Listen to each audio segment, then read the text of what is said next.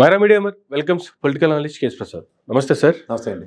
Sir, ఈరోజు జగన్మోహన్ రెడ్డి గారు ఎప్పటి నుంచో దాదాపుగా 3-4 రోజుల నుంచి ప్రెస్ మీట్ వస్తుంది అనుకునేటువంటి పరిస్థితి. ఈ రోజు ఆయన ప్రెస్ మీట్ పెట్టారు. సుదీర్ఘంగా దాదాపుగా 2.5 గంటల పాటు మీడియాని అడ్రస్ చేశారు. అనేక విషయాల మీద సుదీర్ఘ వివరణ ఇచ్చుకుంటూ కూడా రన్నింగ్ ఐటమ్కి సంబంధించి లిక్కర్ కేసు, అసలు ఆ కేసులో ఉన్నటువంటి ఆధారాలు ఏంది, ఆ కేసుకు ఉన్నటువంటి సెన్సిటివ్ ఏంది, దాని మీద అరెస్ట్ చేసుకోవాలనుకుంటే చేసుకుని నేను ఇక్కడ విజయవాడలో ఉన్నాను కదా, ఎవరు ఆపారు, కావాలంటే రావచ్చు అనేటువంటి డైలాగులు కూడా వాడారు.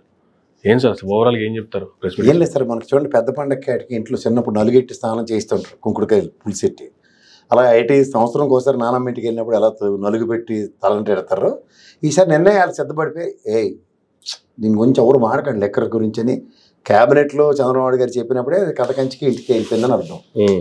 ఎందుకంటే మీకు నిన్న కూడా నేను ఒక పాయింట్ అడ్రస్ చేసిన, మీరు గమనించట్లేదు, 17A సంబంధించింది. ఇవాళ ఇంకొక పాయింట్ నేను చెప్తాను దీంట్లో క్రిటికాలిటీ. సార్, ఇప్పుడు మనకి 7th May 1997లో వర్మ గారు బెంచ్ ఒక రూలింగ్ ఇచ్చింది గౌరవ సుప్రీంకోర్టులో. అంటే కాన్స్టిట్యూషన్ పదవుల్లో ఉన్న గౌరవ చీఫ్ జస్టిస్ ఆఫ్ ఇండియాకి కానీ, అలాగే హైకోర్టు చీఫ్ జస్టిస్ కానీ, మెజిస్ట్రేట్లకు కానీ పవర్లో ఉన్న రూలింగ్ గవర్నమెంట్ యొక్క చీఫ్ మినిస్టర్స్ వెళ్ళి పర్సనల్ కలవడానికి లేదు. ఎందుకు కలవకూడదంటే, ఇప్పుడు మీకు ఒక జాగ్రత్తగా గమనిస్తే మనం 90% ఏంటి ఏదో పర్సనల్ తగులు కేసులు కాకుండా మిగిలినవన్నీ కూడా ఎగెనిస్ట్ గవర్నమెంటే ఉంటాయి కేసులు. మీకు అర్థమైంది, గవర్నమెంట్ వల్ల నేను ఇలా నష్టపోయాను, లేకపోతే గవర్నమెంట్ నాకు పెన్షన్ ఇవ్వలేదనో, లేకపోతే ఈ పలానా ఎడ్యుకేషన్ సిస్టమ్ వల్ల నేను ఈ విధంగా నష్టపోయానో, ఇవే కదా కేసులు ఉంటాయి. సో ఇలాంటి కేసుల్లో పార్టీ ఎవరు? సంబంధిత అధికారులు, సంబంధిత గవర్నమెంట్, అంతే కదా. సో ఇలాంటప్పుడు వీళ్ళు పర్సనల్గా మినిస్టర్లును ముఖ్యమంత్రులు లాబింగ్లు చేసుకుంటే సో అప్పుడు ఏం చెప్పిందంటే, they uttered 2 basic points in that. Varma గారు బెంచ్ ఏమని ఇచ్చిందంటే 1997లో they given 2 rulings. The restatement of values of judicial life, which lays down certain judicial standards and principles to be observed and followed by the judges of Supreme Court and High Courts. And second point ఏంటంటే, in-house procedures for taking suitable remedial action against judges who do not follow universally accepted values of judicial life, including those included in the restatement of values of judicial life. Sir, idi as per the established in-house procedure for the higher judiciary, the Chief Justice of India is competent to receive complaints against conduct of judges and Supreme Court, judges of the Supreme Court and the Chief Justice of the High Courts. Similarly, the Chief Justice of the High Courts are competent to receive complaints against the conduct of High Court judges. Tribunals are also governed by various acts administered by different ministers, and pendency of cases may be due to various factors, including circumstances and complexity of each case. ఇందాక నేను తెలుగులో చెప్పింది అదే sir. ఇది ఎవరు ఇచ్చారంటే, the information was given by the ministry of state, independent charge of the ministry of law and justice and minister of state in ministry of parliamentary affairs, Shri Arjun Ram Meghwal, in return reply to the Rajya Sabha, SB/DP/ARJ, released on release ID 2081112. Read this regular in Urdu and Hindi కూడా దొరుకుతుంది మీకు sir. దీని సారాంశం ఏంటంటే, చంద్రబాబు నాయుడు గారు chief జస్టిస్ని గెలిచారు, మొన్న గవర్నర్ని గెలిచారు. డెఫినెట్గా ఇన్ఫ్లుయెన్స్ అవుతుందో అదా? ఈ మూమెంట్లో ఎవడన్నా గౌరవ జడ్జి గారి మీద, గౌరవ సుప్రీంకోర్టు చీఫ్ జస్టిస్ గారికి కంప్లైంట్ ఇస్తే యాక్షన్స్ విల్ నోటబుల్. ఎందుకంటే రీసెంట్ పాస్ట్లో చీఫ్ జస్టిస్ గారి ఇంట్లో పూజ ఏదో ఉంటే గౌరవ ప్రధానమంత్రి గారు వెళ్తే ఎంత ఇష్యూ అయిందో నేషనల్ వైడ్గా తెలుసు కదా. ఇవి దృష్టిలో పెట్టుకుని నేను 17A సంబంధించి చెప్పాను. ఇవాళ ఈ రెండు కనుక మీరు ఇంటర్లింక్ చేసుకుంటే లిక్కర్ స్కామ్ ఎంతవరకు ముందుకెళ్తుందో, అరెస్ట్ అవుతుందో అవదో ఒకసారి ఆలోచించుకుని చెప్పచ్చు. అవ్వన పెళ్లికి బాజాలు, కుంకుడికాయ పెట్టి స్నానం చేస్తే ఎలా ఉంటుందో ప్రతిసారి. అందుకే ముందే అలర్ట్ అయిపోయి ఇంకెక్కడ మాట్లాడొద్దు ప్లీజ్. ఇక్కడేంటి, ఆయన చాలా క్లియర్గా చెప్పాడు, విజయసాయి రెడ్డి వెళ్ళి సరెండర్ అయిపోతే, అలాగే కసిరెడ్డి కూడా సరెండర్ అయిపోతే అవుట్కమ్ మీద డెరైవ్ అయిపోతుందేమో అనే యాంటిసిపేషన్స్లో నిన్న కూడా చెప్పాను నేను, కట్ అండ్ పేస్ట్లు, ఎవడో ఒకడు విట్నెస్ చెప్పిన దాన్ని రిమైన్ చేసుకుని ఇంకోటిని అరెస్ట్ చేసుకుంటూ ఇలా చైన్ లింక్ ఎస్టాబ్లిష్ చేద్దాం అంటే వీళ్ళకి హైకోర్టులో సుప్రీంకోర్టులో చల్లవని మొహమ్మద్ చెప్పేశారు. సార్ అయినా సరే లేదు దాంట్లో పీకి పాకం పెడదామని ఇంక్లూడింగ్ ఈడీని కూడా తీసుకొచ్చారు. ఈడీకి ఇదే లెక్కర్స్ కేసులో Tamil Nadu and as well as ఛత్తీస్గఢ్లో ఈడీకి అనవసరంగా ఇన్వాల్వ్మెంట్ ఉన్న దగ్గర మొహమ్మద్ ప్యానెల్ చెల్లింది సుప్రీంకోర్టు. Same applicable for Andhra Pradesh. ఎందుకు సిసిఎల్ రిపోర్ట్లో క్లియర్గా సింగిల్ జడ్జి ఇచ్చాడు దానికి వెర్డిక్ట్. ఇలాగే సిండికేట్లన్నీ వెళ్ళి కంప్లైంట్ ఇస్తే లెక్కర్ దీని మీద జరుగుతుంది ఏంటి ఇది అది అన్న దగ్గర దాన్ని ఎస్టాబ్లిష్ చేస్తూ that is nothing but ruling. Okay, వీళ్ళకి తెంగరోళ్ళకి అర్థం కాక ఓవర్ యాక్షన్ చేసుకుంటూ ఏదో విధంగా అరెస్ట్ చేద్దామని ఆవేశపడుతున్నారు, కానీ ఆవేశం అనర్థదాయకం. ఓకే, అండ్ మోర్ మీరు ఇంకోటి గమనిస్తే కసిరెడ్డి దగ్గర నుంచి ఏదైనా ఇన్ఫర్మేషన్ పెట్టుకుంది సబ్స్టాన్షియేట్ చేద్దాం అనుకున్న దగ్గర ఆటలు కుదరట్లే. అదే కదా అసలు ఆయన చాలా క్లారిటీగా చెప్పారు. కసిరెడ్డికి ఈ బెవరేజెస్ కి సంబంధం ఏంటి, సంబంధం ధనంజయ రెడ్డికి లేకపోతే కృష్ణమోహన్ రెడ్డికి వీటికి సంబంధం ఏంటి, సంబంధం లేని వ్యక్తుల్ని దీంట్లో తీసుకొచ్చి ఏదో చేయాలని చేసుకుంటే ఏం చేస్తారు? నేను చెప్పాను కదా, మీ గెస్ట్ కోఆర్డినేటర్ ఉంటాడు, నన్ను పిలుస్తారు డిబేట్కి, మీరు క్వశ్చన్ అడుగుతారు తప్పవచ్చు, నేను చెప్పిన ఆన్సర్ తప్పవచ్చు. మన ఇద్దరి మీద కేసు పొజిషనింగ్ మన ఇద్దరి మీద కేసు పెట్టకుండా ఆ గెస్ట్ కోఆర్డినేటర్ మీద కేసు పెడితే అలాగే ఉంది తెంగర లేపరం. అండ్ ఓవరాల్గా చెప్తున్నాను కదా, ఈ ప్రొవకేషన్ ఎప్పుడైతే ఈ నూనె జిడ్డు రాత్రలు రాస్తూ ఉంటారు కదా, ఇంకు బదులు ఎర్ర ఇంక వేసుకుంటారా అంటే ఆ పచ్చళ్ళలో మిగిలిన నూనె అంతా ఇంక కింద రాస్తే ఎలా ఉంటుంది, జిడ్డు వార్తలు ఇలాగే ఉంటాయి. దానికి శాంచుయిటీ ఉండదు, క్రెడిబిలిటీ ఉండదు. సార్ ఎవడో ఉన్న తీసుకొచ్చి గన్నబెట్టి బెదిరించాడు, అడిగి నోట్లో నాలుగే ఉండదు. హనుమంత్ రెడ్డి గురించి మాట్లాడుతున్నారు, మాతో డిబేట్లు ఇన్ని వచ్చేవాడు, ఏమీ తెలియని ఒక బుట్ట బ్యాచ్ అది, ఒక వీర విధేయుడు రాజశేఖర రెడ్డి గారి కుటుంబానికి, జగన్మోహన్ రెడ్డి గారి కుటుంబానికి, అవినాష్ రెడ్డి గారి కుటుంబానికి, వాళ్ళకి వీళ్ళు పాత దాంట్లో కడుపు అన్నమాట. అవినాష్ రెడ్డి కేసుల్లో ఇవి తీసుకొచ్చి ఎస్టాబ్లిష్ చేసేస్తూ ఉంటారు. గన్ లైసెన్స్లు రాయలసీమలో ఎంతమందికి ఉంటాయి? గన్ ఉన్నాడు అందరూ బెదిరించేస్తారు, కుదిరుతుంటాడు ఎవడన్నా. అంతే కదా. హైదరాబాద్లో ఇన్ని స్టూడియోకి తిరిగాడు, ఇంతమంది డిబేట్లు చేసి ఎవడన్నా గన్ చూపించాడని ఎవడన్నా మాట్లాడాడు ఎన్నాళ్ళు బట్టి. నీ స్టూడియో కూడా వచ్చి ఏడ్చినట్టుకున్నాడు కదా ఇక్కడ హనుమంత్ రెడ్డి, ఎప్పుడైనా గన్ తీసుకొచ్చి చూపించాడు నీకు? లేదు, ఉన్నట్టు కూడా తెలియదు. ఏదో పెన్ ఉంది కదా, దాంట్లో ఇంకక్కర్లే, మన దగ్గర మిగిలిన నూనె అంతా ఎర్ర రంగులో ఉంటుంది, ఎర్ర ఇంక వేసేసినట్టు నూనె రాసేస్తారు, సరిపోద్ది ఆ జిడ్డు వార్త. బుర్ర తక్కువ మేళం, తండ్రికి ఫ్రాడ్ చేసాడు బాబు అంటే నాకు సంబంధం లేదు, మా నాన్న ఏడు చేస్తే మా నాన్న అరెస్ట్ చేసుకుని పైకి వెళ్ళండి అని చెప్పి మేధా సంపత్తి ఉన్న వాళ్ళు ఇక్కడ అలాంటి వాళ్ళని పట్టుకుని ఆ రాతలకి అంటే మొహం ఇడిచి కూర్చోబెట్టాడు. ఇవాళ ఏమవుతుంది, జైలుకి పంపిస్తారు అన్నాళ్ళు, నువ్వే చూపిస్తున్నావు బాట. రేపు పొద్దున ఆల్రెడీ లిక్కర్ స్కామ్లో అరెస్ట్ అయ్యి బెయిల్ మీద ఉన్న చంద్రబాబు నాయుడు గారు దాన్ని ప్యారలల్ చేసి ఈ జగన్మోహన్ రెడ్డి కూడా లిక్కర్ కేసు అంటే ఎక్స్చెక్కర్కి ఏమైందో తెలుసు చెప్తున్నాడు డెలిబరేటివ్గా. అనానమస్ ట్యాక్సెస్ వేసాను, ఫినామినల్ ట్యాక్సెస్ ప్రజలు భరించలేక 1,60,000 కోట్లు ఎక్స్చెక్కర్కి వచ్చింది. సేల్స్ చూసుకో, సేల్స్ కంపారిజన్స్ ఇచ్చాడు కదా ఆయన గతంలో చెప్పారు, ఇవాళ కూడా చాలా క్లారిటీగా ఇచ్చారు. ఆ క్లారిటీని మరలా తీసుకెళ్లి మరీ కామెడీ పెట్టిన కేసు వాళ్ళు చూసి నవ్వుకుని వస్తున్నారు. ఏంటి బ్రాండెడ్ లిక్కర్ అమ్మకూడదు అనడానికి లంచాలు ఇస్తారా? ఎవడని ఇస్తాడా? అరే నా బ్రాండ్లు అమ్మరా బాబు, ఇంకొక 2% కమిషన్ ఎక్కువ ఇస్తాను నీకు, అమ్మించేలా చూడంటే ఎవడని చెప్తారు, కేసు పెడతాడు. అంతే కదా. ఉన్న లిక్కర్ షాపులు తగ్గిస్తే కేసులేట. ఏంది ఇది? ఇప్పుడు వీళ్ళన్నీ ఇలాగే రివర్స్ లో చెప్తున్నారు కదా సార్. మొన్నటికి మొన్న విద్యుత్తులు కూడా అంతే చెప్పారు. సెకితో ఒప్పందం చేసుకున్నారంటే 269 చేసుకుంటే ఇప్పుడు వీళ్ళు 469 చేసుకుని దాంట్లో లంచాలు ఇచ్చారంటారు. అదే చెప్పాడు, దానికి మొహం ఇచ్చాడు కదా విత్ డేట్స్. ఇది ఎప్పుడు అపాయింట్ అయ్యాడు, ఎవరో మీకు ఒప్పందం చేసింది ₹2.49 నేను 25 ఏళ్ళకి చేసుకున్న అగ్రిమెంట్ వర్సెస్ మీ అగ్రిమెంట్ ఛాలెంజ్ చేశాడు ఆయన. సమాజం చెప్పాలంటే ఆయన ప్రెస్ మీట్ పెడితే వీళ్ళందరూ ఎక్కడ దొంగలు అక్కడే గుప్చు మళ్ళీ రెండో రోజు పల్లెత్తి మాట మాట్లాడరు. ఇవాళ సాయంత్రం 7 గంటల డిబేట్లు చూద్దాం ఏంటుంటుంది చూసి మాట్లాడదు. రేపు ఖచ్చితంగా ఉంటుంది కౌంటర్. నేను మామూలుగా ఇవ్వను, ముందు చెప్తున్నాను. ఏముంటుంది సార్, ఫైనల్ గా మళ్ళీ అమరావతి మీద పెడుతున్నారు, అమరావతి మీద అమరావతి కూడా చెప్పారు కదా, మళ్ళీ ఇదే చెప్తున్నారు. మళ్ళీ దమ్ము ధైర్యం ఉంటే అమాయకంగా మోసపోయిన అమరావతి రైతులకి క్షమాపణలు చెప్పాలి వీళ్ళందరూ.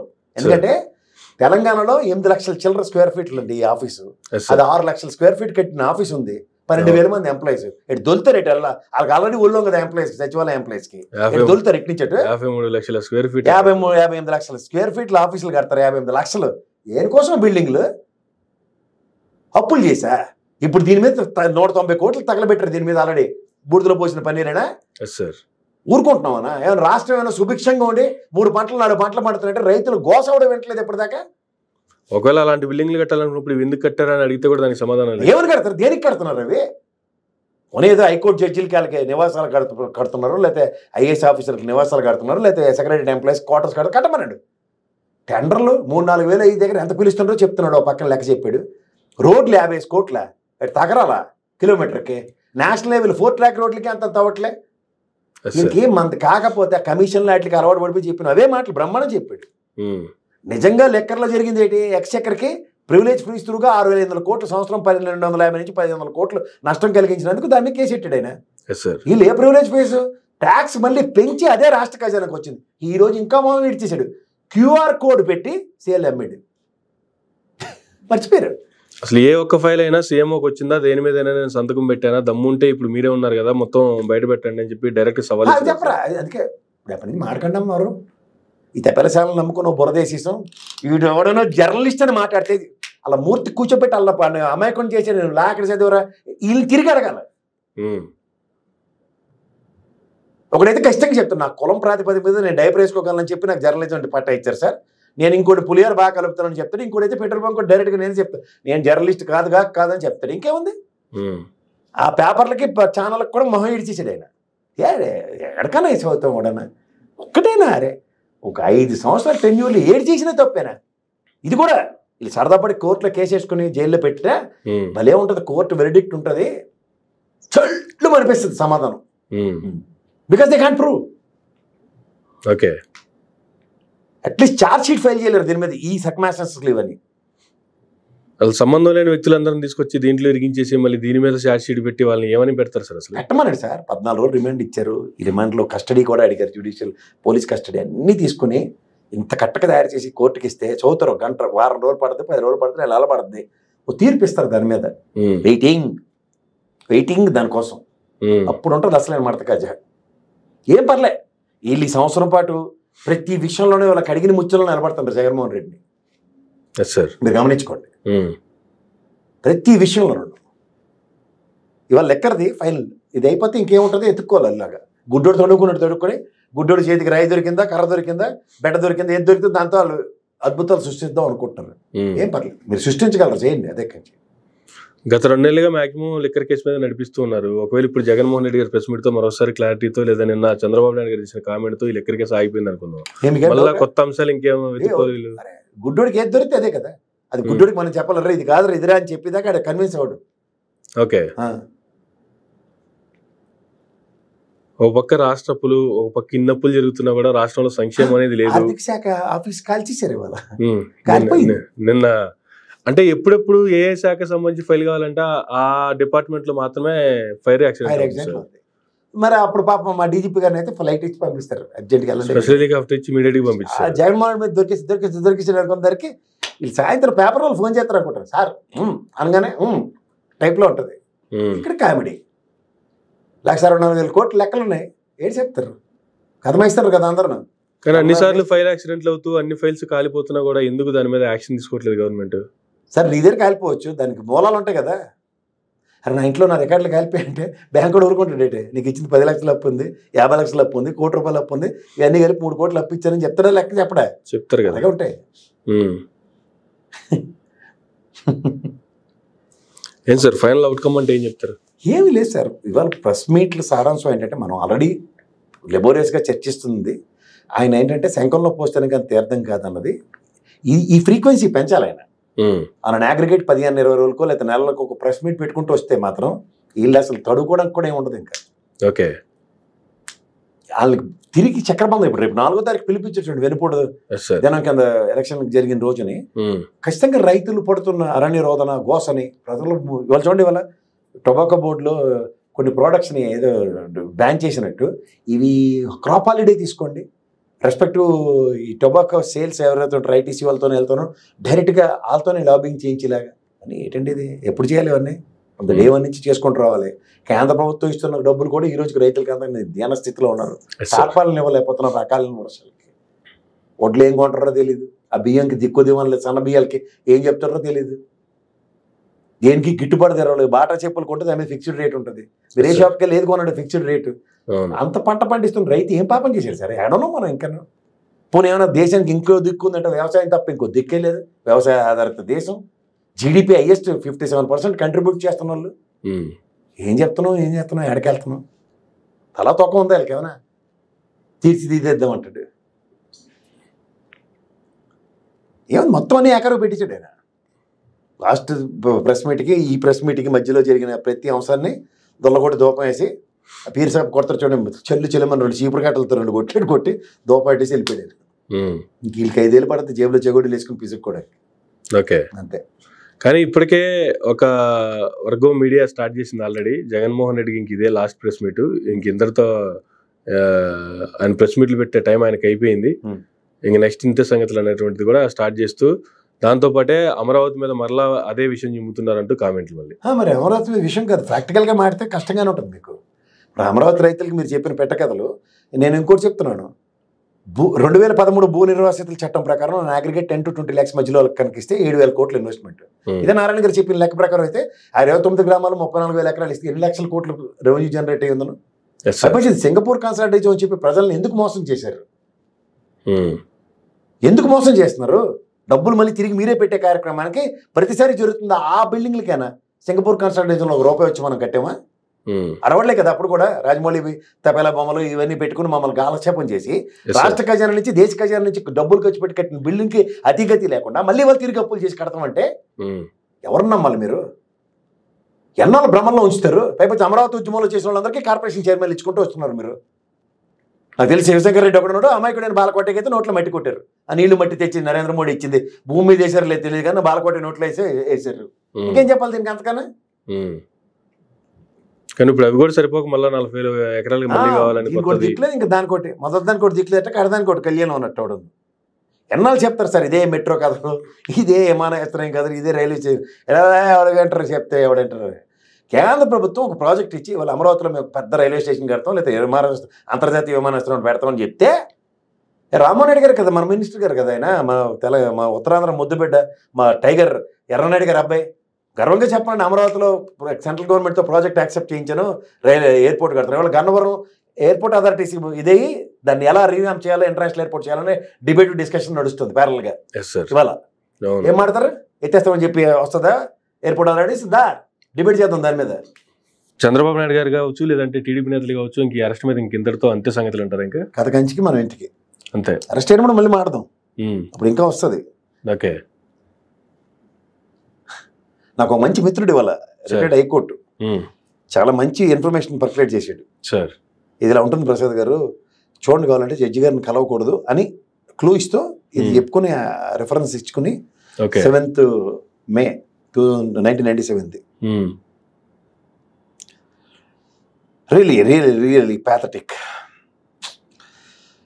వి నీడ్ టు ఇలాంటి వాటి మీద వైసీపీ లీగల్ సెల్ వర్క్ చేయదా సార్? రాత్రి తట్టపొట్ట సర్దుకెళ్ళిపోయిన పనికిమాలినోడు బ్యాచ్ ఉన్నారు లోపల. అది కోర్ట్ ఆపరేషనే. అది జగన్మోహన్ రెడ్డి గారు ఎప్పుడు రియలైజ్ అవుతారో తెలియదు. ఇలా మొహాలకి ఈ మధ్య బెదిరిస్తున్నారని కూడా తెలిసింది. ఇంకోసారి అదంటి టికెట్కు తెలిస్తే గుండు నేనే వచ్చేస్తాను, గ్యారెంటీ చెప్తున్నాను. మొహమాటం ఏం లేదు. I'm ready to face legal consequences also. Sir they need to realize it's high time. ప్రతి దానికి కోర్టులో కేసు చేసి సలర పెట్టిన ఉదంతం వేసెస్ ఎక్కడిది? Yes sir, right sir. Thank you sir, thank you very much అండి. ఇదండి జగన్మోహన్ రెడ్డి గారి ప్రెస్ మీట్కి సంబంధించి కావచ్చు, నెక్స్ట్ జరగబోయేటువంటి పరిణామాలకు సంబంధించి కేఎస్ ప్రసాద్ గారి విశ్లేషణ. ఇది నటుంటారు మరొక గంటలో మళ్ళీ కలుద్దాం. చూస్తున్నానండి మన మీడియా.